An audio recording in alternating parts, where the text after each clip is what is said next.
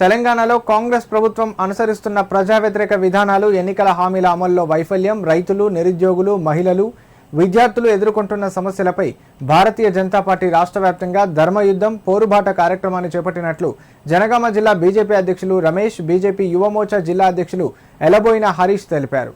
ఈ మేరకు జనగామ జిల్లా బీజేపీ పార్టీ కార్యాలయంలో మీడియా సమావేశం నిర్వహించారు.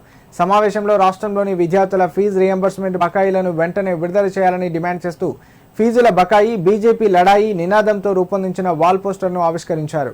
ఈ సందర్భంగా వారు మాట్లాడుతూ కాంగ్రెస్ ప్రభుత్వం ప్రజలకు ఎన్నికల సమయంలో ఇచ్చిన హామీలను అమలు చేయడంలో పూర్తిగా విఫలమైందని ఆరోపించారు.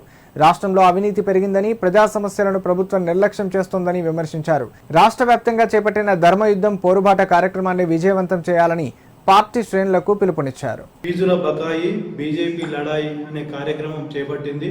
ఇందులో భాగంగానే ఈరోజు జనగామ జిల్లా ఆఫీసులో భారతీయ జనతా యువమోర్చా ఆధ్వర్యంలో పోస్టర్ ఆవిష్కరణ, అదేవిధంగా ప్రెస్ మీట్ పెట్టడం జరిగింది.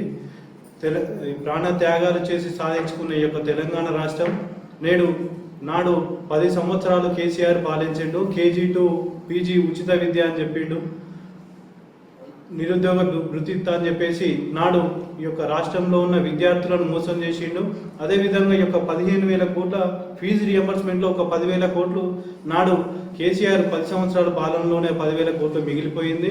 నేడున్న రాష్ట్ర ప్రభుత్వం రేవంత్ రెడ్డి ప్రభుత్వం హయాంలో 5,000 కోట్లు మొత్తం